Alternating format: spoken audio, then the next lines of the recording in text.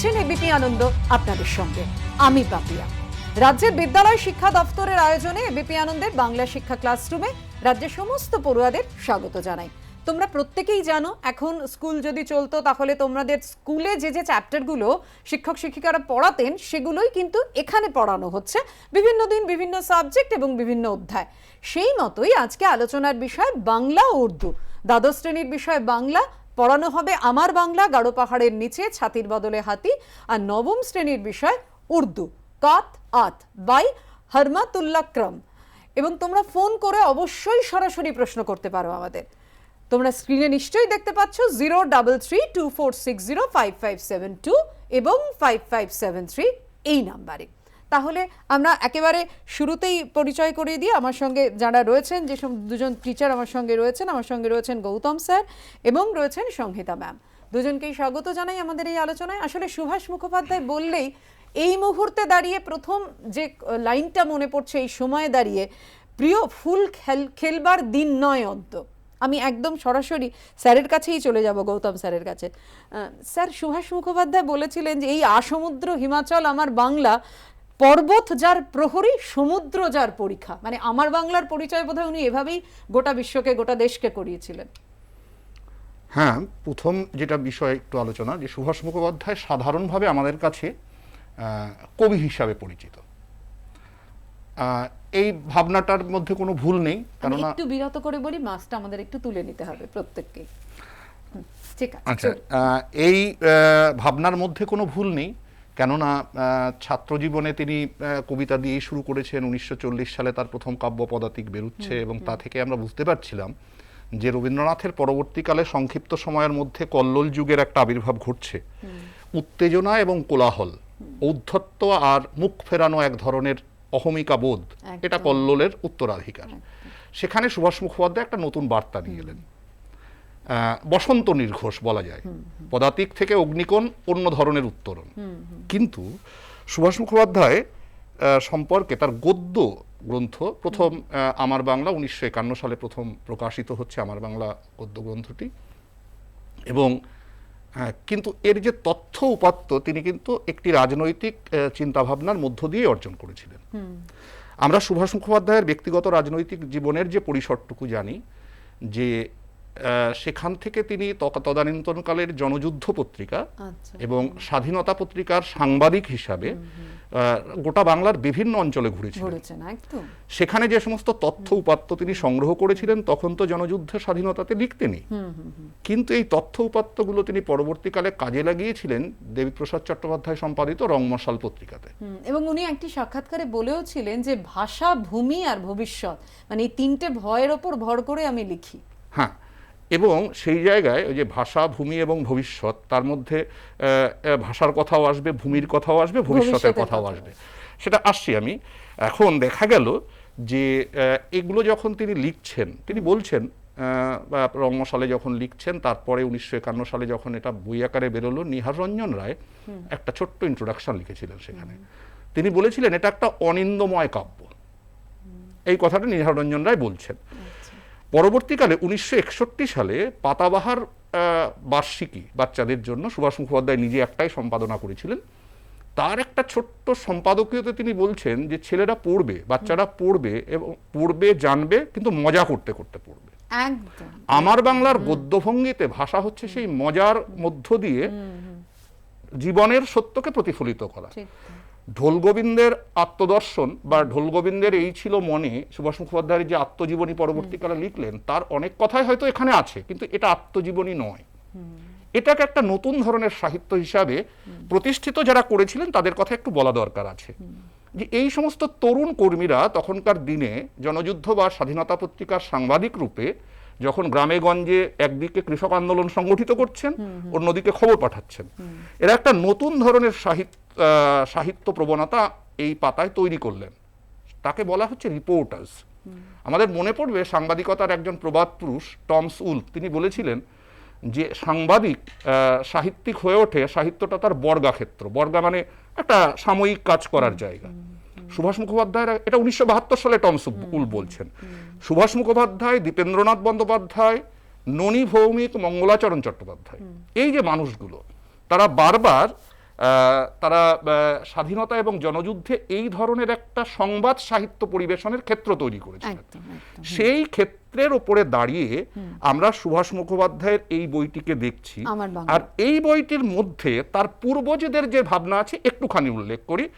বঙ্গদেশের কৃষক, বঙ্গদর্শনের পাতায় বঙ্কিমচন্দ্রের, অক্ষয় কুমার দত্ত তত্ত্ববোধিনীর পাতায় পল্লীগ্রামস্থ প্রজাদের দুরবস্থা বর্ণন, মিহির ও সুধাকর পত্রিকায় চতুর্থ শ্রেণী পাস কৃষক পুত্র হাজী মহসিনুল্লাহ সরকারের গুণু প্রামাণিকের আবেদন, এই যে চিরন্তন কৃষকদের উপর যে অনাচারের ছবি, এটা যেমন আমার বাংলায় আছে। কলের কলকাতা শিরোনামে আছে উত্তাল 40 অসমাপ্ত বিপ্লব বলেছেন যাকে, আমাদের অমলেন্দু দে মশাই, সেই সময়ের কথা আছে। আবার চাটিগাঁয়ের কবিয়ালে রমেশশীল, লম্বোদর চক্রবর্তী এবং গুমানি দেওয়ান শান্তি আন্দোলনের সপক্ষে শহীদ মিনারে যে বিখ্যাত কবিগানের আসর হয় তার কথা আছে। দুর্ভিক্ষ পীড়িত সময়ের জন্য হাত বাড়াও আছে। এভাবে নানান বৈচিত্র্যময় একটা সময়কে তিনি ধরেছেন অন্য ধরনের গদ্যে।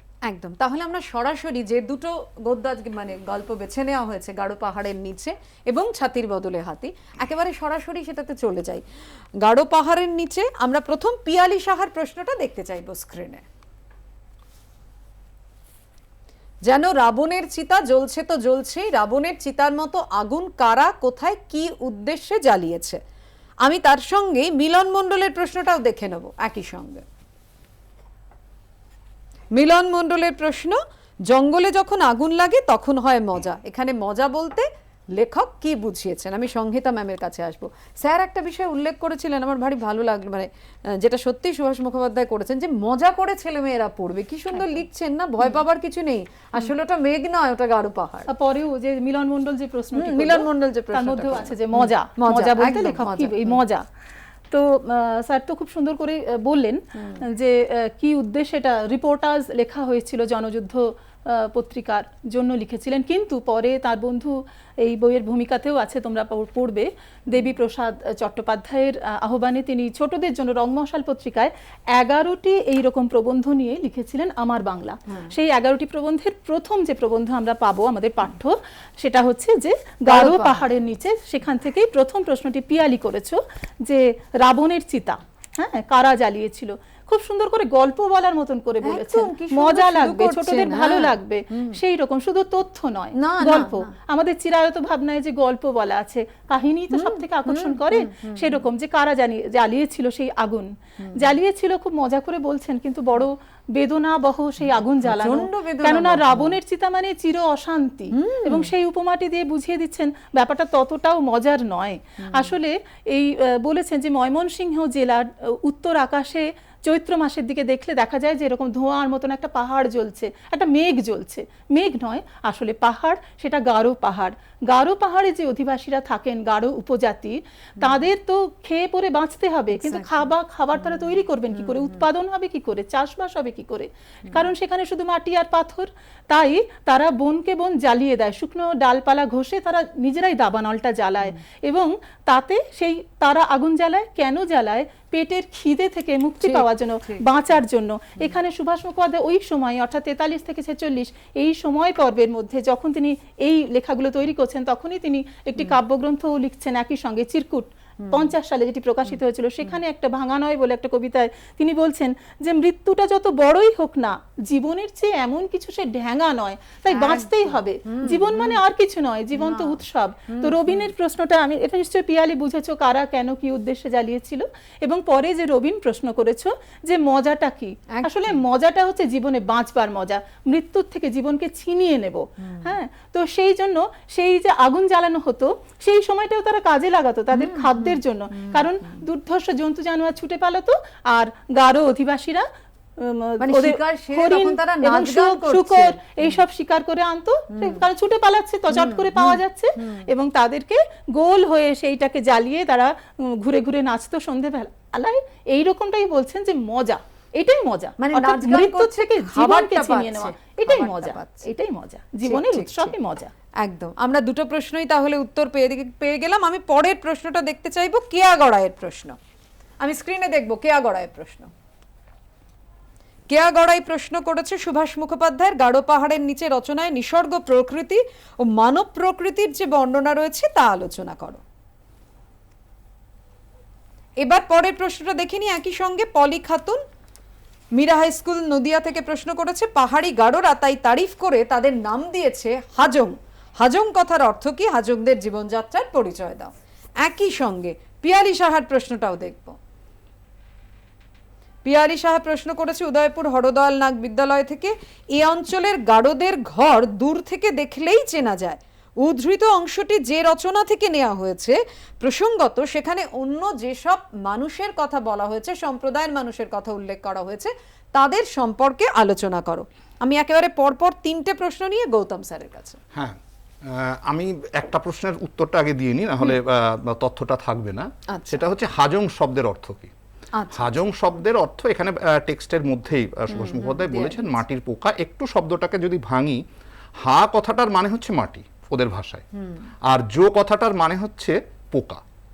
এই হাজো থেকে হাজং, এই তথ্যটুকু দিয়ে রেখে আমি বাকি প্রশ্নে যাচ্ছি। যে নিসর্গ প্রকৃতির বর্ণনা যে এই অংশে খুব একটা আছে তা নয়, কিন্তু নেত্রকোনা জেলার, এখনকার ময়মনসিংহ জেলার নেত্রকোনা উপজেলার অন্তর্ভুক্ত যে সুসাং পরগনা বলে যাকে বলা, গাঢ় পাহাড়টা বাংলাদেশের মূলত গাঢ় পাহাড় মেঘালয় অঞ্চলে গাঢ় পাহাড়ের অবস্থান, কিন্তু সেখান থেকে যে পরপর আসছে এবং ওই পাহাড়টাকেই বলা হয় একমাত্র সাদা পাহাড়। হ্যাঁ, কেউ কেউ ওখানে মাটির পাহাড় বলে। আমি সেই প্রসঙ্গে যাচ্ছি। প্রথম বিষয়টা আসছে কি করে, উনি বলছেন যে আমি এক সময় গিয়েছিলাম সুসাং পরগনায়। তা যাবার পথে কি হয়েছিল, রাস্তা অত্যন্ত খারাপ, গরুর গাড়িতে করে যাওয়া যায় কিন্তু তাতে হাতে হাড় পা মানে শরীরে হাড় পাজর কিছু থাকবে না, অতএব হেঁটে যাওয়া ভালো। মজা করে বলছেন। সামনে গিয়ে সোমেশ্বরী, একটু বলি নেত্রকোনার এই সোমেশ্বরী যে অঞ্চলে 3টে জায়গা, দুর্গাপুর, বীরশিরা এবং এই সুসাং, এটা হচ্ছে অত্যন্ত প্রকৃতির এক মানে অত্যন্ত নিসর্গের এক অদ্ভুত ভান্ডার। এই অংশটা ছবি থাকলে নিশ্চয়ই ওরা দেখবে, নানান ভাবে দেখতে পাবে। তা এই অঞ্চলে এই সোমেশ্বরী নদীটা গাঢ় পাহাড় থেকে বেরিয়ে এসছে। আগে আসলে নদীটার নাম ছিল শমশাং, আচ্ছা, গাঢ় ভাষায় শমশাং নদী। একটু সেই শমশাং হয়ে গেছে, হ্যাঁ, শমশাংটা পরবর্তীকালে সুমসাং এবং ওর নাম অনুসারে সুসাং পরগনা। আচ্ছা, একটু বিষয়, নামটা কেন হলো? সোমেশ্বর পাঠক বলে কামাখ্যা থেকে একজন ভক্তপ্রাণ মানুষ, তিনি ঘুরতে ঘুরতে তীর্থ করতে করতে ওখানে হাজির হয়েছিলেন। এই সোমেশ্বর পাঠকের নাম অনুসারেই ওখানকার নাম হয়, নদীটার নাম হয় সোমেশ্বরী নদী। আর সুসাং পরগনাও তার স্থাপিত। ওখানে বাইশা গাঢ় বলে একজন মোড়ল ছিলেন, ধীবররা তার বিরুদ্ধে চলে গেছিল, ধীবর জনজাতি গোষ্ঠী। তখন বাইশা মোড়লকে সরিয়ে এই সোমেশ্বর পাঠক রাজা হন এবং সুসং পরগনা বা সুসং রাজ্য, সে রাজবাড়ির ছবিও আমরা দেখাতে পারবো, এগুলো প্রতিষ্ঠা করেন। এটা নিসর্গের একটা জায়গা। মানে এই যেমন উনিও বলেছেন সত্যি সোমেশ্বরী নদীটা দেখে শান্ত মনে হচ্ছে, হ্যাঁ, এইবার হ্যাঁ কিন্তু ভয়ঙ্কর, এবং বলছেন যে নদীটা দেখে নিরীহ মনে হবে। তারপরে মানুষের কথা, হ্যাঁ রেগেটং, মানুষের কথা বলছেন যে সেই মাঝি পার করতে গেলে সে নানান গল্পগাছা করবে। এরপরেই আসছে সেখানকার মানুষের যাপিত জীবন। আচ্ছা, যখন এই নিসর্গ প্রকৃতিটা বর্ণনা করবে তখন এগুলো সব উল্লেখ করতে হবে। ওই সোমেশ্বরীর কথাটা, এরপরে যাপিত জীবন। এই যাপিত জীবনে এসে অন্তত তোমরা 3টে বিষয়ের দিকে লক্ষ্য রেখো, এটা মানে সুনির্দিষ্টভাবে বলা। একটা হচ্ছে যে এই অঞ্চলের জনজাতি গোষ্ঠীর ভাষা, ছোট ছোট যে জনজাতি গোষ্ঠী তাদের নিজস্ব ভাষা আসে, সেই ভাষার আইডেন্টিটি খুব ভাষাতাত্ত্বিকভাবে কম, কিন্তু গুরুত্বপূর্ণ হলো হাজং এবং ডালুদের ভাষা। হাজং এবং ডালু এই 2 জনজাতির ভাষা বাংলার কাছাকাছি। আচ্ছা, আসলে ইন্দো ইউরোপীয় গোত্রের ভাষা এদের ভাষা, আর একটার মধ্যে একটু বর্মিজ ছাপ আছে। এই হাজং নামের পেছনেও একটা মানে বিতর্কও আছে। কেউ কেউ মনে করেন যে বার্মা থেকে এরা এসেছিল এই হাজং জনজাতি গোষ্ঠী, কেউ কেউ মনে করেন যে না, আসাম থেকে হিউয়েন সাংয়ের বিবরণে হাজই বলে একটি রাজ্যের নাম পাওয়া যাচ্ছে যেখান থেকে এই লোকগুলো নাকি এখানে আসে। আচ্ছা, তা এই ভাষার দিকে এবং তাদের ভাষার মধ্যে একটা বৈচিত্র্যের কথা উনি বলেছেন, তকে ড উচ্চারণ করা, যে তামাককে যদি কেউ তামাক বলে, দুধকে দুধ বলে, তাহলে পরে বেশ হাসির ব্যাপার হবে। এই ভাষাগুলো উল্লেখ করা। দ্বিতীয় হচ্ছে তাদের বাসস্থানের বিশেষত্ব মানে যা সাধারণভাবে দেখা যাবে না তাই। তাহলে হাজং, মারগান, কোচ ইত্যাদি জনজাতি তারা সমতলে বাস করে, গারোরা একটু আলাদা, তারা মাচা তৈরি করে বাস করে। উদ্দেশ্য একটাই, গবাদি পশু থেকে শুরু করে হাঁস মুরগি এগুলো এবং নিজেদের প্রাণ বন্য জন্তু জানোয়ারের হাত থেকে রক্ষা করা। তৃতীয় যেটা, এর সঙ্গে কৃষি। হাজং কথাটা বলেছি যে হাজো মানে পোকা, এই নামটা গারোডাই দিয়েছিল গারোদের ভাষাতে।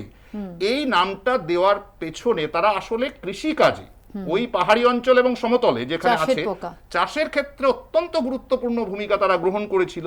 এই সঙ্গে একটু যোগ করতে হবে এই প্রশ্নে, দিদি যেটা বলে গেছেন যে ওই যে গারোরা জীবিকা নির্বাহের জন্য যে পদ্ধতিতে চাষ করে, এখানে হাজংদের চাষ পদ্ধতি, গারোদের ওই চাষ পদ্ধতি, এই দুই মিলে তাদের যাপিত জীবনকে যুক্ত করে। আচ্ছা, তার মানে এই দুটোই উল্লেখ করতে হবে সেক্ষেত্রে। আচ্ছা, মানে তাহলে আমরা 3 নম্বর প্রশ্নের উত্তরটাও পেয়ে গেলাম আর কি একসঙ্গে।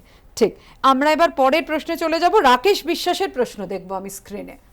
রাকেশ বিশ্বাস প্রশ্ন করেছে, অত্যন্ত মানে আমার এই জায়গাটাতেই খটকা লেগেছিল। একটা দুষ্টু শুনি কোথাও কোন আনাচে যেন লুকিয়ে আছে। কিভাবে লিখেছেন সুভাষ মুখোপাধ্যায়, কথকের এমন কেন মনে হয়েছে। আর একই সঙ্গে, আচ্ছা এই প্রশ্নটার আগে উত্তর নিয়ে নি, রাকেশ বিশ্বাসের প্রশ্নটা সংহিতা ম্যামের কাছে। হ্যাঁ সংহিতা ম্যাম। হ্যাঁ রাকেশ, তোমাকে বলছি শোনো, বাকিরাও শোনো। সেটা হচ্ছে যে এই যে স্যার এতক্ষণ বললেন চাষের গল্প, তারা চাষের পোকা হাজং এবং ডালু প্রত্যেকে, গারোদের তো দেখলামই তারা কিভাবে চাষ করে। এবং লেখক এখানে খুব সুন্দর করে বলছেন যে যদি একটা পাহাড় নিদেন পক্ষে একটা টিলার উপরে উঠে দেখা যাবে যে একটা বিরাট নীল সমুদ্র যেন পরম আহ্লাদে সবুজ হয়ে আছে, অর্থাৎ ধানই ধান। কিন্তু এই যে মাঠ ভরা ধান, তা তাদের পেট ভরা ক্ষুধাকে কিন্তু কিছুতেই মেটাতে পারলো না। এইখানেই দুষ্টু শুনি অদ্ভুত ভাবে মানে শুরু থেকে লিখছেন, কোথাও গিয়ে কিন্তু আমরা এই লাইনটার জন্য অপেক্ষা করিনি। একটা প্রাচুর্যের মধ্যে দিয়ে যাচ্ছিলাম, কিন্তু প্রকৃত চেহারাটা কি সেটাই তো তিনি আমাদের দেখাবেন। সেই তো আমার বাংলা, শুধু তো কবিতা নয়, কবিতা থেকে বেরিয়ে মানে কবিতার যে প্রাচুর্যের দিকটা, এটাও কবিতায় দেখানোর, এটাও লেখকের, কবির দায়িত্ব থাকে। সেই দায়িত্ব তিনি গল্প বলে পালন করছেন। যেন বলছেন যে এই যে দুষ্ট শনি, এটা তো একটা লোকবিশ্বাস যে শনি ঠাকুর নজর দিলে তাদের জীবন শনির কোপে পড়ে জীবন নয়ছয় হয়ে যায়। তো এই যে উপজাতিরা যারা এত কষ্ট করে মাঠে মাঠে ফসল বোনান, যাদের জন্য নীল সমুদ্র সবুজ হয়ে যেন থমকে আছে ধানের ক্ষেতে, সেই তারা ফসল কাটার সময় একেবারে কুঁজো হয়ে পড়ে বাচ্চারা, এত ধান তাদের পিঠে, কাস্তে নিয়ে ছেলে বুড়ো সকলেই যায়, কিন্তু কতটুকু ধান তাদের ঘরে আসে। তারা বলছেন যে, এখানে আবার বলছেন যে মজা কথাটা বারবার ব্যবহার করছেন, আসলে তো মজা নয়, এটা একেবারেই বাজস্তুতি। তো মানে বলছেন যে একটা মজার ধাঁধা তারা বলে, ওখানকার লোকবিশ্বাস, একটা ছড়া, হ্যাঁ লোকগান, সেখান থেকেই তো পাওয়া যায় জনজাতির যে পরিচিতি। বলছেন বড়ই ধাঁধায় পড়েছি মিতে, ছেলেবেলা থেকে রয়েছি গ্রামে, বারবার ধান বুনে জমিতে, মনে ভাবি বাঁচা যাবে আরামে। আর তারপরে সুন্দর সোনালী ফসল। কিন্তু তারপরে আমরা সেই চিরকুটের স্বাগত কবিতার মধ্যে দিয়ে দেখি সুভাষ মুখোপাধ্যায় যা বলেছিলেন অন্যত্র, যে নদী করে সম্ভাষণ, পাখি করে গান, মাঠের সম্রাট দেখে মুগ্ধ নেত্রে ধান আর ধান, কিন্তু চোখেই থাকে সেই মুগ্ধতা, ঘরে যায় না। কারণ এরপরেই ফসল যখন উঠছে তখনই জমিদারদের পাইক বরকান্দাজ আসে, লোহার খুরের শব্দ শোনা যায়, এবং তারপরে বাচ্চারাও ভয় পায়, বুড়িরা সাপমন্নি করে। আসলে জমিদার শোষণের যে চেহারাটা ওই সময়, সেই হচ্ছে দুষ্ট শনি। সে ঘাপটি পেনে যেন লুকিয়ে থাকে আনাচে তাদের প্রাচুর্যের মধ্যে, হঠাৎ একেবারে হাহাকার ভরে দেওয়ার জন্য। এই সময়ে অর্থাৎ 43 থেকে 46, ওই যে দ্বিতীয় বিশ্বযুদ্ধ, এবং সেই সময় বা মন্বন্তর 50-এর মন্বন্তর, সেই সময় যে কারণগুলো আমাদের গ্রাম বাংলায়, সেই কারণগুলো এইভাবে খুঁজে খুঁজে বার করেছেন, তার উৎস এইটাই বলতে বলা হয়। তখন কি কবিতাটা দুলাইন ওরা ইউজ করতে পারে, মানে এটা লিখতে গিয়ে না দরকার নেই? হ্যাঁ অবশ্যই, কারণ এটা তো প্রাসঙ্গিক, দিলে ভালো হবে উত্তর। আমরা পরের প্রশ্নে চলে যাব। অরুণিমার প্রশ্ন আমি একটু দেখতে চাইবো। অরুণিমার প্রশ্ন আমরা দেখবো স্ক্রিনে। অরুণিমা বলেছে, কিন্তু হাতি বেগার আর বেশি দিন চললো না, হাতি বেগার কি, তার কেন চললো না? গৌতম স্যার। হ্যাঁ, হাতি বেগার কি এটা নিয়ে বলতে গেলে একটু আমাদের একটু পিছিয়ে যেতে হবে, একটু সামান্য পিছিয়ে যেতে হবে। যে টঙ্ক আন্দোলন ময়মনসিংহ এলাকায়, টঙ্ক আন্দোলন ইতিহাসের একটা গুরুত্বপূর্ণ ঘটনা। আবার হাতি খেদা বা হাতি বেগার, হাতি খেদা বলা হয় ওখানকার মানুষ বলে, এই তার বিরুদ্ধে যে আন্দোলন, ওটাও গুরুত্বপূর্ণ ঘটনা। বিষয়টা হচ্ছে যে 1770 সালে তখনকার জমিদাররা এই হাতি বেগার প্রথা বা হাতি বেগার প্রথা চালু করে। একটু বিরত করি, একজনের ফোন রয়েছে, এক পড়ুয়া আমাদের ফোন করেছে, প্রীতি মালিক শক্তিগড় থেকে। প্রীতি বলো তোমার প্রশ্ন। তার প্রশ্ন হচ্ছে, এত ফসল এত প্রাচুর্য, তবু কিন্তু মানুষগুলোর দিকে তাকালে মনে হয় তাদের জীবনে শান্তি নেই। কেন তাদের জীবনে শান্তি নেই? কিন্তু মাঠ থেকে যা তোলে তাদের সবটা ঘরে থাকে না, কেন থাকে না? সেই ফসলগুলো ঘরে কোথায় থাকে? আচ্ছা, তুমি আমাদের সঙ্গে থাকো, অনেকটা তো কভার আলোচনা করেছেন হলো। ম্যাম এটাই স্যার। cover হ্যাঁ, হয়ে গেছে। এটাই আলোচনা এটাই হলো জাস্ট মাত্র। ম্যাম আলোচনা করলেন, তুমি মন দিয়ে শোনো, আরো আলোচনা চলবে, তার মধ্যে তুমি ঠিক তোমার উত্তর পেয়ে যাবে। হ্যাঁ স্যার, হ্যাঁ, তা এইবার এই হাতি বেগারের নিয়মটা কি ছিল? জমিদারের শখ, তিনি হাতি শিকার করবেন, তিনি উঠে থাকবেন নিরাপদ একটি গাছের মাচায় বা উঁচু জায়গায় বন্দুক টন্দুক নিয়ে, অনেক দিনের খাবার দাবার নিয়ে। প্রজাদের দায়িত্ব হচ্ছে নিজেদের চাল চিড়ে বেঁধে গোটা বাগানটা ঘিরে দিতে হবে এবং হাতিকে তাড়িয়ে নিয়ে আসতে হবে, তাড়িয়ে নিয়ে আসতে হবে জমিদারের সামনে, তখন তিনি গুলি করে শিকার করবেন। সাপ সিংহ বাঘ খেয়ে ফেলবে, এটার দায়িত্ব জমিদারের নয়, তিনি শিকার করবেন এবং তাদের যে খাবার দাবার জোগাড় করে নিয়ে আসবে প্রজারা। এইটা ছিল হাতি বেগারের নিয়ম। একটুখানি যেটা আগে বলি, যে 1869 সালে ব্রিটিশ সরকার তাদের গারো অ্যাক্ট চালু করে। এই গারো অ্যাক্ট চালুর ভেতর দিয়ে একটি প্রথা প্রতিষ্ঠিত হয় জমিদারদের মাধ্যমে, খাজনা, যেটা হচ্ছে টঙ্ক প্রথা। আচ্ছা, টঙ্ক প্রথা মানে হচ্ছে ফসলের বিনিময়ে খাজনা প্রদান, এবং সেটা প্রথম দিকে করার করতে হবে, মানে শপথ করতে হবে। তার জন্য এই টঙ্ক প্রথার আর একটা নাম হচ্ছে করারি প্রথা। আচ্ছা, তা সেটাতে কিরকম হতো, 1.25 একর জমি, মানে 3.5 বিঘে 4 বিঘে জমির জন্য তখনকার দিনে 7 থেকে 15 মণ ধান দিতে হতো। এটা যদি পালন না করা হতো তাহলে বিপদ ছিল প্রজাদের, ব্যাপক অত্যাচার তাদের উপরে, এবং তাদের জীবন বরবাদ হয়ে যেত। এটা নিয়ে আন্দোলনটা চলেছে 1937 সাল থেকে। 1950 সালে সেটা সমাপ্ত ঘটেছে, এবং এইটার ঘটনায় 1946 সালের 31শে জানুয়ারি তারিখে ইস্টার্ন ফ্রন্টিয়ার্স রাইফেলস, তখন হোসেন শহীদ সোহরাওয়ার্দী বাংলার শাসন ক্ষমতায়, গুলি চালিয়েছিল। গুলি চালিয়ে সেখানে রাশিমণি হাজং মারা যান, সুরেন্দ্র হাজং মারা যান, শহীদ হন এই টঙ্ক আন্দোলনে। একটু বলে রাখি, এই যে হাতি বেগার প্রথা, এই প্রথাতেও শহীদ হয়েছিলেন ওই রাশিমণি হাজংয়ের বাবা অতীত বন্ধু রায় বা অতীত বন্ধু হাজং। তা এইভাবে প্রজাদের নিগ্রহ এবং তার বিরুদ্ধে, আমরা জানি যে টঙ্ক প্রথার বিরুদ্ধে একটা সুসংগঠিত আন্দোলন শুরু হয়েছিল।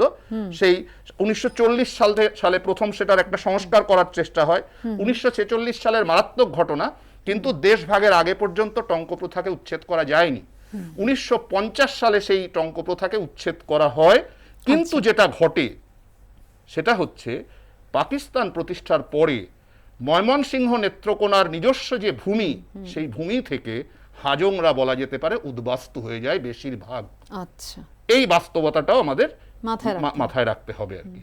আর সুভাষ মুখোপাধ্যায় 1946 সালে এখানে যখন যাচ্ছেন তার সাংবাদিকতার কাজে, সেই সময়ে আর একটা ঘটনাও ঘটতে শুরু করেছে, বিশেষ করে দক্ষিণবঙ্গে, উত্তরবঙ্গে।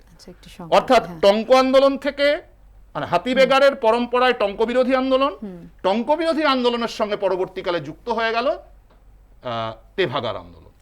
অবনী লাহিড়ী থেকে শুরু করে অনেকেই সেখানে, মণি সিং এর নেতৃত্বে টঙ্ক বিরোধী আন্দোলন। মণি সিং জমিদার পরিবারের মানুষ ছিলেন। আসলে ইতিহাসটা একটা অদ্ভুত ব্যাপার, আমরা একটা পরম্পরা বয়ে চলি, সেই ইতিহাসটা আমরা আজকে বাংলার মানুষও বুঝি যে সেই ইতিহাসেরই একটা পরম্পরা চলছে কৃষক বিদ্রোহের মধ্য দিয়ে। এই পরম্পরাটাকে ইচ্ছে করলে আমরা অস্বীকার করতে পারি না। এই হচ্ছে মূল কথাগুলো। আমরা এবার একজন পড়ুয়া রয়েছে, তার কথা শুনে নি, কি প্রশ্ন রয়েছে তার। মুকুলিকা মাহাতো, ঝাড়গ্রাম থেকে। মুকুলিকা, বলো। হ্যাঁ, বলছি যে মাচার ওপর সেপাই শান্তি নিয়ে নিরিবিলিতে বসবেন জমিদার, সেই সঙ্গে পান থেকে চুন না খসে তার ঢালাও ব্যবস্থা। হ্যাঁ, শুধু মাচার ওপর সেপাই শান্তি নিয়ে, হ্যাঁ বুঝতে পেরেছি আমি, তুমি নিরিবিলিতে বসবেন জমিদার, সেই সঙ্গে পান থেকে চুন না খসে। হ্যাঁ, মানে তুমি এটার আলোচনাটা জানতে চাইছো তো, যে এই লাইনটা তুলে ব্যাখ্যাটা জানতে চাইছো, তাই তো? কি বোঝাতে চেয়েছেন? একদম একদম, ম্যাম বলবেন। এক্ষুনি স্যারই যেটা বলছিলেন যে হাতি বেগার, তাদের শখ, জমিদার, এই যে জমিদার নিপীড়নের একটা চিত্র, তারা ওই মাচার ওপর বসতেন সেপাই শান্তি নিয়ে, এবং যারা গ্রামের মানুষ, সাধারণ মানুষ, তারা গ্রামটাকে বেড় দিয়ে, ওই বনটাকে বেড় দিয়ে দাঁড়াতো যাতে হাতি না বেরোতে পারে। বাঘের মুখে, সাপের মুখে সেই মানুষগুলোর মৃত্যু হতো অকালেই, কিন্তু ছোট থেকে বুড়ো অবধি কারুরই মাপ ছিল না। এটাই হাতি বেগার, যেটা স্যার এতক্ষণ বোঝালেন। আমরা একটু পরে তাহলে প্রশ্নটা দেখে নিই। শ্রেয়সী পালের প্রশ্ন দেখব। 1 ফোঁটা দুধের জন্য পরের দুয়ারে হাত পাততে হয়, এই বক্তব্যের কারণ বিশ্লেষণ করো। হ্যাঁ ম্যাম। হ্যাঁ, যেটা স্যার এতক্ষণ বললেন বা আমাদের এক ছাত্রীও প্রশ্নে এসেছিল, সেই হাতিবেগার তারা তো খুব কষ্ট করে গণ আন্দোলন তৈরি করে তার থেকে বেরিয়ে এসেছিল, ওই ডালু হাজং এরা যারা গারো উপজাতি। তো সেই সময়ে সেটা 50-60 বছর আগেকার কথা, এই হাতিবেগার যেই সময় লেখা হয়েছে তার থেকে। তো বলছেন যে সেই এখনো চৈতন্যনগর বা হিঙ্গুরকোনা ওই অঞ্চলে খগ মোড়ল বা আমুত মোড়ল এরা যারা হাতিবেগারের সময় ছিলেন ওই আন্দোলনে, তাদের বংশধরেরাও এখন বৃদ্ধ। তারা বলেন যে সেই সময়টা খুব প্রাচুর্য ছিল, তারা সর্ষে ক্ষেতের পাশে লুকিয়ে লুকিয়ে বেড়াতেন এবং প্রচুর ধান উৎপাদন হতো, প্রত্যেকের গোয়ালে 60-70টা করে গরু থাকতো, এত দুধ হতো মানুষ খেয়ে পারতো না, নদীতে মানে নর্দমায় ঢেলে ফেলে দিত, এইরকম হতো। কিন্তু পরবর্তীতে দেখা যায় যে এখন সেটা নেই। প্রশ্নটা ছিল যে এক ফোঁটা দুধের জন্য পরের দুয়ারে, এই সময়টা পরের দুয়ারে হাত পাততে হচ্ছে, অর্থাৎ এত কিছু তাদের প্রাচুর্য আছে কিন্তু ঘরে ধান যাচ্ছে না, যেটা আমিও বলেছিলাম। তারপরে স্যার একেবারে আমাদের সময় একদম শেষ, অ্যাসাইনমেন্ট কে দেবেন? এবং একটা শেষ প্রশ্ন স্যার যদি এক লাইনে বলেন, কারণ সময় শেষ, অথচ আমরা সবাই বাংলাদেশের মানুষ। একটা লাইন বলে দিই যে আসলে গণ আন্দোলন গণ প্রতিরোধের কথাই বলতে চেয়েছেন এই শেষ প্রশ্ন যেটা আমি আলোচনা করলাম সেটার মাধ্যমে। আচ্ছা, সঞ্জু মণ্ডল, একদম এক লাইনে। বাঙালিয়ানা, সংহত বাঙালিয়ানা সুভাষ মুখোপাধ্যায়ের প্রধান কথা। পারাপার কবিতায় তিনি লিখছেন যে এপারে যে বাংলাদেশ, ওপারে সেই বাংলা। অথচ আমরা যারা তথাকথিত নগর কেন্দ্রিক আরবানাইজড বাঙালি, তারা বাঙালি বলতে নিজেদের বুঝি। আমরা বাঙালি বলতে বুঝি না যে বাঙালি মুসলমান বাঙালি, আমরা বাঙালি বলতে বুঝি না উপজাতি গোষ্ঠীর যারা বাংলা ভাষায় কথা বলে তারা বাঙালি, আমরা এটা বুঝতে চাই না। লোকহিতে রবীন্দ্রনাথ বলেছিলেন, বঙ্গভঙ্গ বিরোধী আন্দোলনের সময় মুসলমানকে ভাই বলে আমরা জড়িয়ে ধরেছিলাম, বাঙালি বলেছিলাম। কিন্তু তার আগে তো বলিনি। সুভাষ মুখোপাধ্যায় সেই আক্ষেপের কথাই বললেন, এবং বললেন শুধু না, ভূমিকাতে তিনি বলেছেন বাংলা মানে কোন বাংলা? শিয়ালদা স্টেশনে যাও, টিকিট কাটো, চলে যাও গোয়ালন্দ, সারারপুল ইত্যাদি। অর্থাৎ এই যে সংহত বাঙালিয়ানার যে আবেগ, সেই আবেগ থেকে দেখতে হলে গোটা বাঙালি জাতিকেই দেখতে হবে। আমার বাংলার আবেদন সেই সংহত বাঙালিয়ানার আবেদন। একদম। অ্যাসাইনমেন্ট আমরা চট করে দেখি। অ্যাসাইনমেন্টটা দেওয়া হয়েছে, আমরা একদম একটু দেখে নেব। স্যার দিয়ে দিয়েছেন। হ্যাঁ,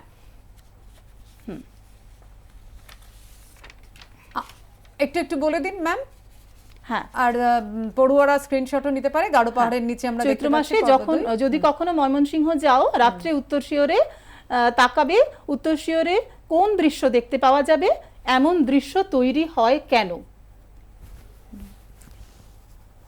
তারপরে গাঢ় পাহাড়ের নিচে থেকে আরেকটি প্রশ্ন, যে মুখে চোখে তাদের পাহাড়ি ছাপ, কাদের কথা বলা হয়েছে, তাদের ভাষা জীবনযাপনের একটি সংক্ষিপ্ত পরিচিতি দাও। এগুলো সবই আজকে আলোচিত, মন দিয়ে শুনলে পেয়ে যাবে। শেষের তারপরে মানুষগুলোর দিকে তাকালে মনে হয় জীবনে তাদের শান্তি নেই। কোন মানুষদের কথা বলা হয়েছে, তাদের জীবনে শান্তি নেই কেন? একদম এখানে আলোচনা আমরা শেষ করব। এবং এই সুভাষ মুখোপাধ্যায়ের দুটো লাইন দিয়ে আমার মনে হয় ভীষণ প্রাসঙ্গিক। সমস্ত পৃথিবীর শৃঙ্খলমুক্ত ভালোবাসা দুটি হৃদয়ের সেতুপথে পারাপার করতে পারে। আমরা এখানে এই মুহূর্তের অর্থাৎ দ্বাদশ শ্রেণীর বাংলা নিয়ে যে আলোচনা করলাম সেটা শেষ করছি। একটা ছোট্ট বিরতি নিচ্ছি, বিরতির পর দ্রুত ফিরে আসবো উর্দু নিয়ে। নবম শ্রেণীর উর্দু নিয়ে আলোচনা করবো, তোমরা সঙ্গে থেকো।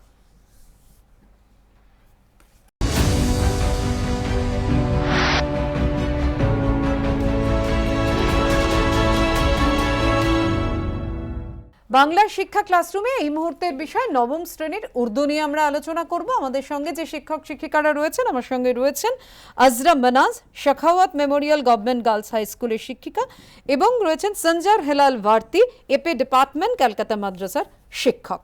আমি প্রথমেই চলে আসবো ম্যামের কাছে। ম্যাম, প্রশ্নে তো আসবোই, কিন্তু ये जो कतात है ना, कातात, ये क्या होता है?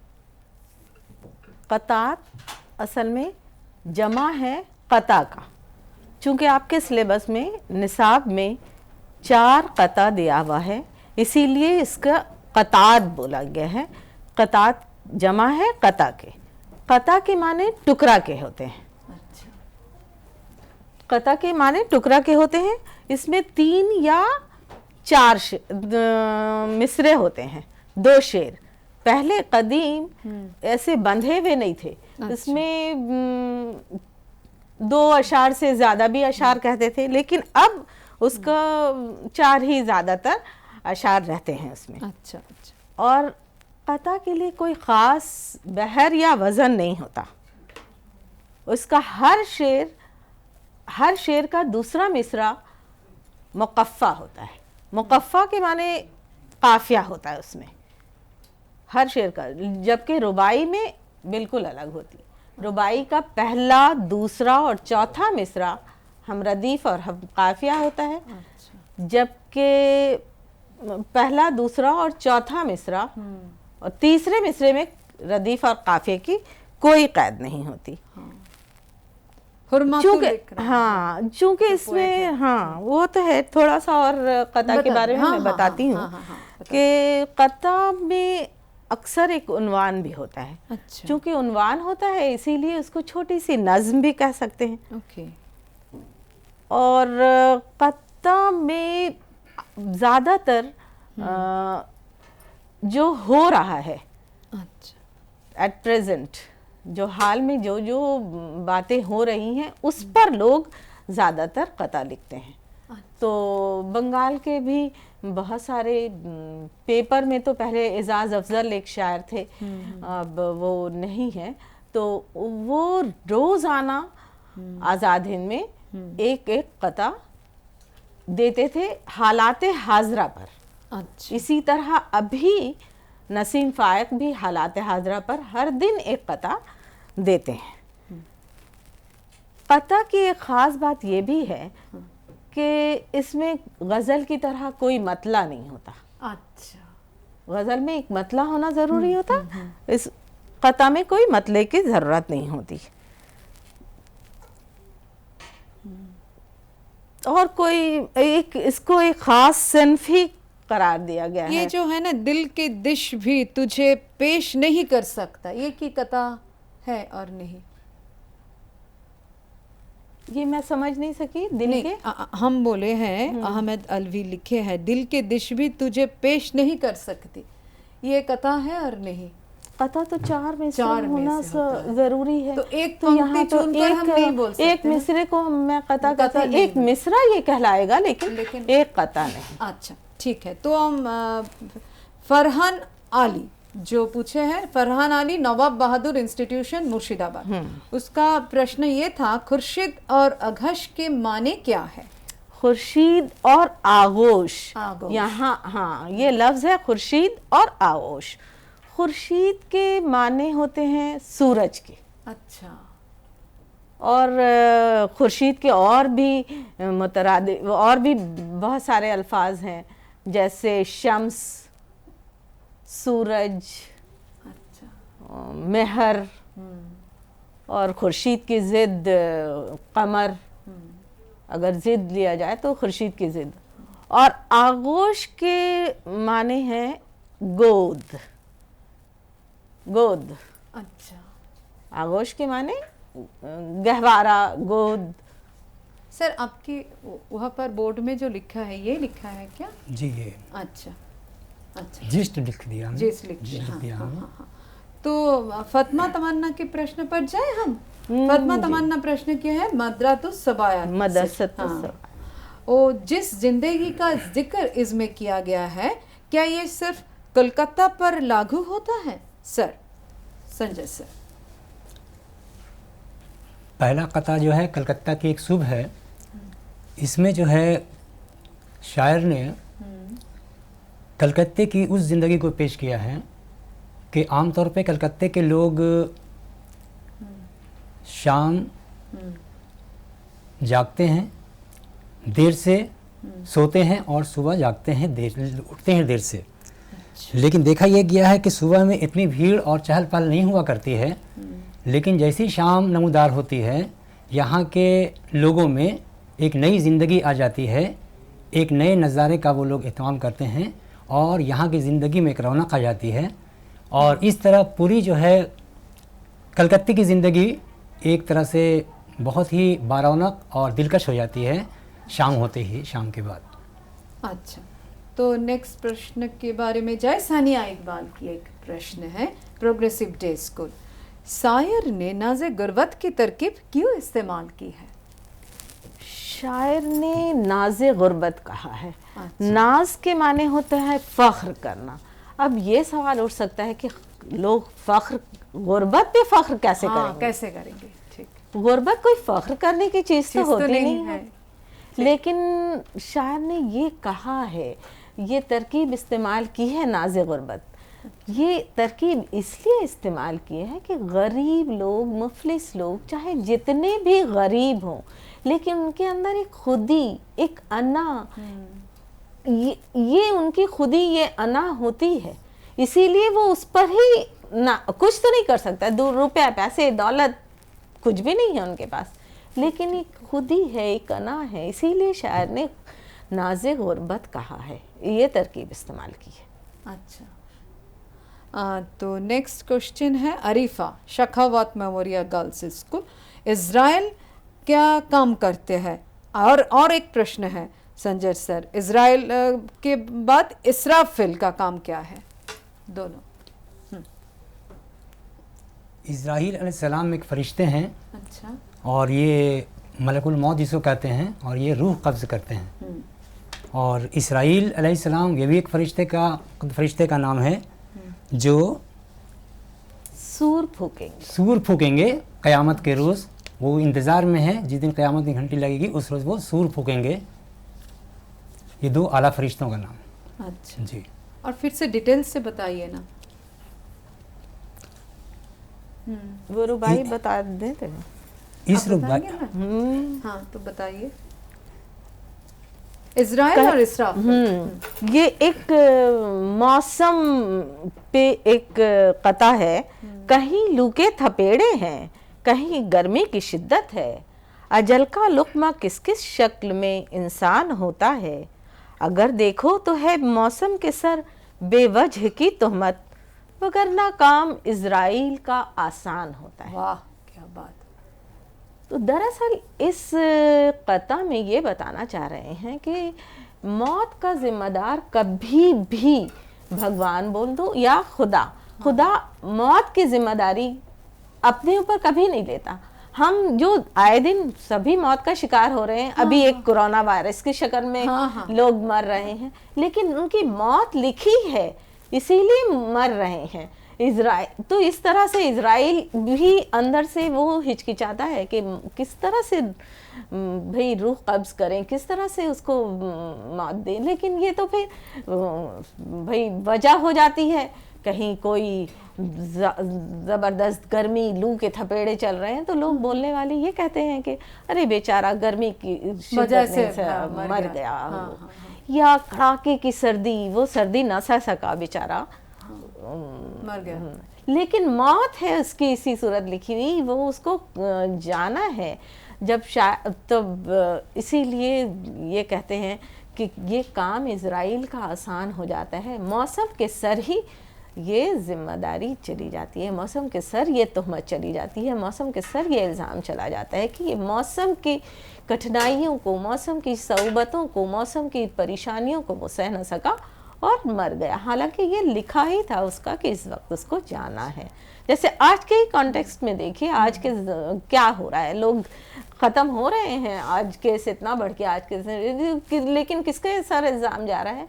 वायरस के सर इल्ज़ाम जा रहा है। तो ये काम गोया है वायरस के सर, लेकिन मौत भी लिखी है उसकी मौत जिसकी हाँ, इस पर यही लिखा है कि अजल का किस किस तरह से मौत का शिकार होता है इंसान के, भाई कड़ाके की सर्दी या बहुत ज़्यादा गर्मी या मौसम का की सहन या ज़माने की बर्दाश्त नहीं कर सका ज़माने की कठिनाइयों को, तकलीफ़ों को, और वो बेचारा ख़त्म हो गया। तो इस तरह से, लेकिन वो मौत तो उसकी लिखी थी। इज़राइल का काम आसान हो गया कि इज़राइल के सर ये तहमत के इल्ज़ाम चला गया। तो इसराफिल, हाँ, और इसराफिल ये सवाल उन्होंने किया है इसलिए कि इज़राइल हैं एक फरिश्ते जिनका एक मखसूस काम है कि भाई वो लोगों के रूह कब्ज़ करेंगे। इसी तरह हमारे यहाँ क़यामत का एक दिन होगा, उस क़यामत के दिन सूर फूकेंगे, क़यामत आने की गवाही देने के लिए एक सूर फूकेंगे। उसको इसराफिल अलैहिस्सलाम को मुक़र्रर किया गया है कि क़यामत माने सूर इसराफिल, इसीलिए वो इसराफिल सूर फूकेंगे, क़यामत होने का ऐलान करेंगे गोया। अच्छा अच्छा। तो मजीद सिद्दीकी का एक प्रश्न है, शायर आज़ादी पकड़ भी क्यों खुश नहीं है? शायर आज़ादी पकड़ भी क्यों खुश नहीं है? जी, ये शायर हुर्मतुल इकराम ने आखिरी क़त्ते में, जिसका नाम आज़ादी है, अच्छा, इसमें उन्होंने इस बात का तज़किरा किया है कि हम हिंदुस्तानी ने ज़िंदगी हमने हासिल कर ली, आज़ादी हासिल कर ली, लेकिन हासिल करने के बाद क्या वाकई वो आज़ादी हमें मिली है जिसके मुतमन्नी, जिसके हमारे यहाँ के जावाज़ जिन्होंने अपने अपने खून से बलिदान दिया, खून का बलिदान दिया, या हिंदुस्तान की आज़ादी पे कुर्बान गाह पे अपने आप को ख़त्म कर लिया, है ना। लेकिन ये आज़ादी जो मिली है, आज हम उस आज़ादी से बिल्कुल दूर दूर हैं। वो आज़ादी हमें नहीं मिल पा रही है, सिर्फ एक एहसास रह गया है, ये फीलिंग है हमारे अंदर कि हमें आज़ादी मिल गई है, लेकिन हकीकत ये है कि ये आज़ादी हमें किसी तौर पे मुकम्मल आज़ादी नहीं कर सकते। न ज़ुबान बयान की आज़ादी है, न सोचने की आज़ादी है, न इख्तिलाफ़ राय की आज़ादी है, न हम अपनी भी बात को एक्सप्रेस कर सकते हैं किसी तरह से। तमाम चीज़ों पर कदगन लगी है। शायर को इस बात का एहसास है कि हमें जो आज़ादी मिली है, मुख्तलिफ़ परेशानियों को झेल कर, मुख्तलिफ़ डेडिकेट करने के बाद, लेकिन वो आज़ादी मिली है तो ये आज़ादी बराए नाम है। हमें मुकम्मल आज़ादी नहीं मिल पाई है, इसलिए कि हम कदम कदम पे कदगन लगी है, कदम कदम पे रुकावटें पेश हैं। तो ये आज़ादी बहरहाल आज़ादी नहीं कर सकते हैं। ज़हनी आज़ादी नहीं है, ज़ुबान की आज़ादी नहीं है, वे ऑफ एक्सप्रेशन की आज़ादी नहीं है। तो इस तरह से हमको आज़ादी नहीं कर सकते हैं। इस पे हम पूरा फोकस नहीं कर सकते। आज़ादी तो मिली है, लेकिन वाकई वो आज़ादी मिली है जिसके हमारे पुरखों ने जो खून की ये करके दिया था, शहीद हो करके उनकी जो तमन्ना थी, वो तमन्ना उनकी वाकई पूरी हुई। तो इसका आंसर नहीं हुआ कि वाकई वो तमन्ना उनकी पूरी नहीं हुई, जिसका ख्वाब उन्होंने देखा था वो ख्वाब शर्मिंदा ताबीर नहीं हुआ। अच्छा अच्छा अच्छा अच्छा। तो इस बारे में भी मैम आपका कोई रिएक्शन है? सर ने जो बोला, हाँ, इस सर प्रश्न ने का। असल में वो दाग दाग उजाला, ये सब शब गजीदा सहर, वो इंतज़ार था जिसका, ये वो सहर तो नहीं, ये वो सहर तो नहीं जिसकी आरज़ू लेकर चले थे यार के मिल जाएगी कहीं ना कहीं। असल में भाई हम हिंदुस्तानियों ने जो ख्वाब देखा था, आज़ादी का जो तसव्वुर हमारे जहन में था, आज़ादी के, हमारे पुरखों ने आज़ादी के लिए जितनी जानें गंवाई थी, जितने शहीद हुए हैं इस आज़ादी को पाने के लिए। अब हाँ, लेकिन इन आज़ादी तो मिल गई, हम सियासी आज़ादी भले ही हमें मिल गई है, लेकिन वो आज़ादी जिसका ख्वाब हमारे पुरखों ने देखा था, जिसके लिए उन्होंने अपना तन मन धन सब कुछ निसार कर दिया था, वो आज़ादी तो आज हमें कहीं भी देखने को नहीं मिलती, किसी तरह की किसी आज़ादी। हाँ, आज़ादी है, तो इसीलिए शायर बहुत अफसोस कर रहा है कि क्या बोलने, मैंने इसका क्या जिक्र कि क्या खोया है क्या पाया है। हम इस बात का क्या जिक्र करें कि क्या हमने खोया है और उसके बदले हमने क्या पाया है। यही पाने के हम ख्वाब देख रहे थे? क्या इसी की आरज़ू रखते थे हम? इसी की तमन्ना, इसी की चाहत थी हमें? हाँ, ठीक ठीक ठीक बताया। तो ये इसमें और एक क्वेश्चन भी है इससे जुड़ा हुआ है, क्या जो आज़ादी उसे मिली है वो सच्ची है? नहीं, इसीलिए तो ये शायर ने बड़ी अच्छी बात कही है। अच्छा। इसमें कहीं भी उन्होंने ये नहीं कहा कि हाँ आज़ादी मिली है, तो आज़ादी भी तो एक नेमत मुतरक्किबा है।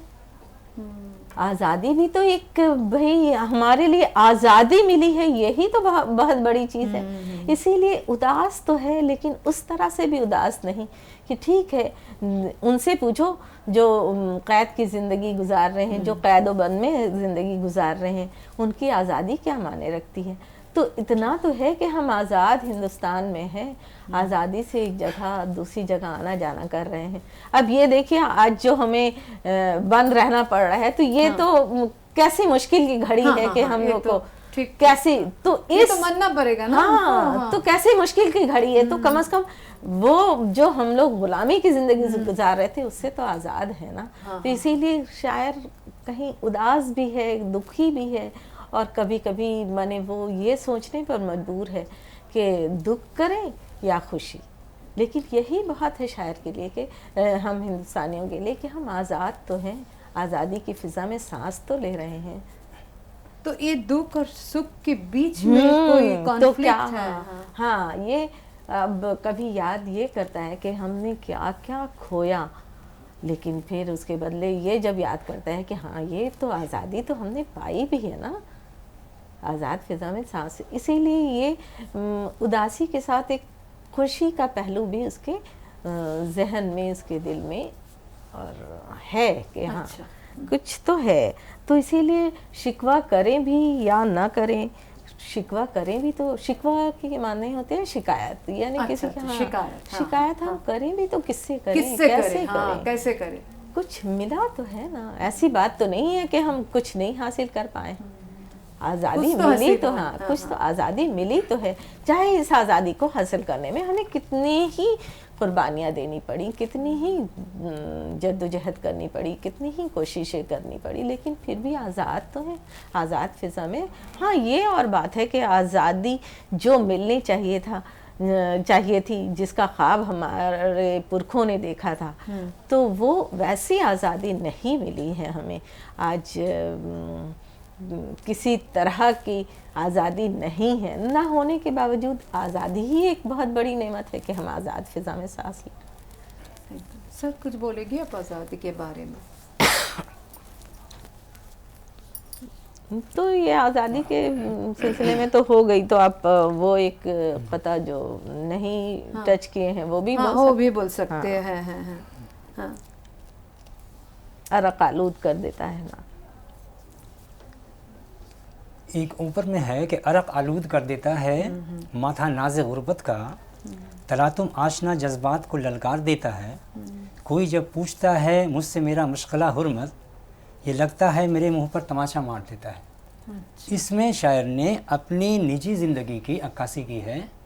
ये बताया है कि चूँकि वो बहुत ही गरीब तबके से ताल्लुक़ उनका था और जरा मास्क ना यहाँ पर, हाँ, बहुत गुर्बत पजीर ज़िंदगी गुजारी थी उन्होंने, और इस तरह जो है उनको इस बात का एहसास है कि गुर्बत पर जो नाज उनको है, जबकि वो गरीब हैं मगर गुर्बत के बावजूद उन पर नाज ये है कि हम गरीब तो हैं, लेकिन यही गुर्बत इंसान को अल्लाह के करीब भी करती है, ठीक, और इंसान को दुख सुख में शरीक भी करती है।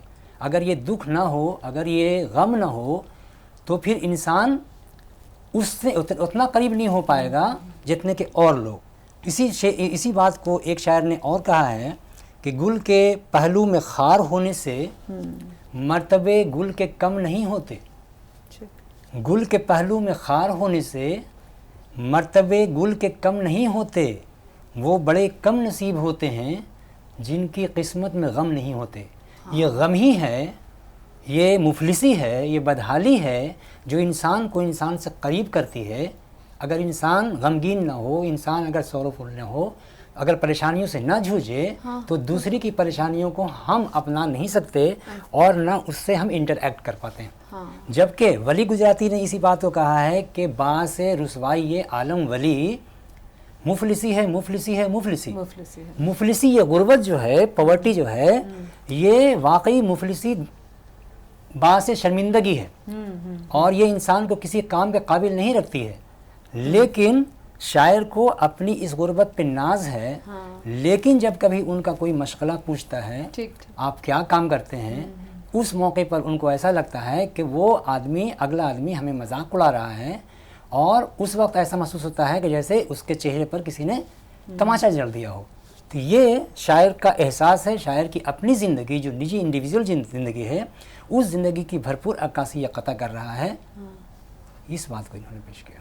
और जो प्रश्न आपके पहले था ना, आप खुर्शीद और घोष के माने क्या है, आप जो बताया था, ओके, मैंने অতটুকু কি লিখবে, মানে ওইটুকু সিলেক্টেড পার্টি अब तो डिस्कस वो किया एक, हाँ, वो असल में एक पूरा एक मैंने कता से वो लिया है कि नींद की आगोश में वो कता पढ़ के जलवाए खुर्शीद का मोहताज क्यों, ये पूरे पर्दे तो अब, हाँ, अच्छे ये कलकत्ता की एक सुबह, ये कता है पहला, जलवाए खुर्शीद का मोहताज क्यों इंसान रहे, पल रही है कुमकुमों की खैर कुंजों में हयात, सुबह को मिलती है दुनिया नींद की आगोश में, शाम होती है तो जाग उठती है जैसे कायनात। ये शहरी जिंदगी की अक्कासी है कि शहरी जिंदगी क्या है, वो मोहताज, यहाँ एक लफ्ज है जलवाए खुर्शीद। जलवा के मतलब होता है कि नज़ारा, खुर्शीद के माने सूरज। अब सूरज का नज़ारा, सूरज तुलू होने का मंजर भी एक अलग मंजर होता है। उस वक्त जो गांव में देहात में जो लोग रहते हैं वो सूरज के निकलने का जो मंजर होता है, कब कैसे कैसे रोशनी फैलती है, दूधिया रोशनी होती है। लेकिन इन सारी चीज़ों से, इन जलवों से शहर के लोग बिल्कुल माने बिल्कुल उनको कभी देख ही नहीं पाते। वो हाजत ही, ज़रूरत ही, मोहताज के माने है कि भाई मोहताज रह जाते हैं, यानी उनको हाजत ही नहीं है, उनको ज़रूरत ही नहीं है, वो ये जानते नहीं है। इसलिए कि वो उनकी ज़िंदगी तो भाई बल्ब की रोशनी में, कुमकुमों में उनकी ज़िंदगी गुजरती है। चकाचौंध करने वाली, खैराकुन के माने होता है चकाचौंध करने वाली, यानी आँखों को चकाचौंध करने वाली रोशनी में तो उनकी ज़िंदगी गुजर रही है। और ये रोशनी कब होती है? सूरज की रोशनी में। भाई सूरज को चिराग जलाने के मज़दाक होगा कि भाई सूरज की रोशनी में तो कोई भी रोशनी मांद ही पड़ जाएगी। ठीक। तो ये सूरज की रोशनी के मोहताज नहीं होते, इसलिए कि ये तो रात में आराम से भाई बल्ब रोशन करते हैं और दिन को भी, रात को भी दिन बना डालते हैं। और दिन भर वो लोग चूँकि रात में इनकी तफरीह, इनके मशगले, इनके पास जदीद टेक्नोलॉजी के सामान हैं, इनकी तफरीह बिल्कुल दूसरी है, तो रात भर इन तफरीहों में मगन रहते हैं और दिन में आगोश, नींद की आगोश में पड़े रहते हैं। तो ऐसा महसूस होता है कि भाई शाम होते ही सारी दुनिया जाग उठी हो, सारी दुनिया में एक अलग लहर, ज़िंदगी की लहर सी दौड़ती महसूस होती है। लेकिन ये सब वो कलकत्ते की एक सुबह का मंजर किए हैं, कशी किए हैं। चूँकि उनकी ज़िंदगी, अब थोड़ा सा उनकी लाइफ हिस्ट्री पे की तरफ जाएं कि उनकी ज़िंदगी का 4 कीमती साल 1954 में वो यहाँ आए थे और 60 में वो कलकत्ता से गए थे। अच्छा। उनके असाइनमेंट पे वो अच्छे। हाँ, तो उनकी ज़िंदगी का 4 कीमती साल, 54, 55, 6 साल, हाँ 4 भी नहीं, 6 साल कीमती साल वो। और कलकत्ता उन्हें इस कदर भाया, इस कदर, और कलकत्ते वालों की वो मेहमान नवाजी, कलकत्ते वालों के खुलूस, कलकत्ते वालों की अखलाक से वो इस कदर मरूब हुए कि वो जब मिर्ज़ापुर यूपी के रहने वाले थे, वो जब वापस यहाँ से गए भी तो वो माना कि तुझसे दूर मैं अपने वतन में हूँ, हर तरह से शरीक तेरी अंजुमन में हूँ, इस तरह के उन्होंने अशार किया। यानी वो कलकत्ता को किसी सूरत भी भूल नहीं पाए, कलकत्ता को हमेशा। और इसी पर उन्होंने एक तवील नज़्म, कलकत्ता एक रुबाब। हमारे पास और टाइम नहीं है। अच्छा, thank you so much ma'am. Ma'am अब जो असाइनमेंट सर बताएंगे, और मैम असाइनमेंट जो है ना, है आपके पास? ठीक है, अब बता दीजिए। क्लास 9 की बच्चियां, आप लोगों के लिए कुछ काम भी है, असाइनमेंट भी मैं दे रही हूँ। आप उन असाइनमेंट को ज़रा, अभी जो मैंने पढ़ाया है कुछ आप लोगों के जहन में आया हो तो इन असाइनमेंट को, इन काम को आप बखूबी कर सकती हैं। तो मैं असाइनमेंट बता दे रही हूँ, जल्दी जल्दी आप लोग वैसे लिख भी देंगे क्या? हाँ, अब आप बता दीजिए। আমি তখন इंग्लिश নয় বলবো। अच्छा। तो पहला एक सवाल है कि हुर्मतुल इकराम की पैदाइश कब और कहाँ हुई? When and where was हिदमत Al Ikram born? हाँ, और आप किस सिलसिले में और कब कलकत्ता आए थे? When and why did he come to Kolkata? और कलकत्ता के बारे में आपने जो मशहूर नज़्म लिखी है वो किस नाम से उन्होंने ये मशहूर नज़्म लिखी? What was the name of his famous poem published regarding Kolkata? Kolkata. And next? और कता की तारीफ क्या है? हाँ, कता की तरह। तो पहले मैंने बताया है आपको कता किसे कहते हैं मुख्तसर, और आपके निसाब में कितने कतात शामिल हैं और उनके नाम क्या हैं, ये आपको करना है। शुक्रिया मैम। एक और सवाल है, अपनी पसंदीदा किसी भी दो कते को की तशरीह आप करेंगी। ওকে ওকে ম্যাম, আমাদের সময় একদম শেষ। অনেক ধন্যবাদ ম্যাম, শুক্রিয়া স্যার, শুক্রিয়া ম্যাম। আমাদের সময় একদম নেই, তো আজকের এই উর্দু আলোচনা এখানেই শেষ করতে হচ্ছে। কিন্তু তোমাদের বলে রাখি, তোমরা নিশ্চয়ই আজকে 3টে থেকে 4টে যে বাংলার ক্লাসরুম রয়েছে সেই ক্লাসরুমে তো অবশ্যই তোমরা তোমাদের প্রশ্ন রাখবে, অলরেডি করেও ফেলেছো, পাঠিয়ে দিয়েছো। দ্বাদশ শ্রেণীর রাষ্ট্রবিজ্ঞানে ইভলিউশন অফ ইন্টারন্যাশনাল রিলেশনশিপ, আজকের বিষয় গণিত ও রাষ্ট্রবিজ্ঞান, দুপুর 3টে থেকে 4টে। আর এবার কালকের 10টায় কি রয়েছে সেটা আমরা একবার দেখে নিই। তোমরা কিন্তু আজকে 1টা অবধি প্রশ্ন পাঠাতে পারবে। নবম শ্রেণীর ভৌতবিজ্ঞান ওয়ার্ক পাওয়ার অ্যান্ড এনার্জি, দ্বাদশ শ্রেণীর পদার্থবিদ্যা ক্যাপাসিট্যান্স। এবার তোমাদের জানিয়ে দিই কোন হোয়াটসঅ্যাপ নাম্বারে এবং ইমেইলে তোমরা প্রশ্ন পাঠাবে, চট করে একবার দেখে নাও। তোমরা প্রত্যেকেই জানো নিজের নাম, ক্লাস, বিষয়, স্কুলের নাম এগুলো লিখতেই হয়, তোমরা প্রত্যেকেই সেটা জানো। হোয়াটসঅ্যাপে শুধুমাত্র প্রশ্ন পাঠিও, কেমন? হোয়াটসঅ্যাপ নাম্বার তোমরা স্ক্রিনে দেখে নাও, 974821। আমরা আরেকবার দেখবো, ইমেল আইডি দেখে নিচ্ছি, bsclassroom2020@gmail.com। তাহলে আমাদের আজকের সকাল 10টা থেকে 11টার ক্লাসরুম এখানেই শেষ করছি, কিন্তু আজকে কিন্তু 3টে থেকে 4টে আবারও ক্লাসরুম রয়েছে। তোমরা নিশ্চয়ই তৈরি হয়ে থাকবে প্রশ্ন নিয়ে। এখানেই শেষ করছি, আর অন্যান্য খবরের জন্য আপনাদের চোখ থাক শুধুমাত্র এবিপি।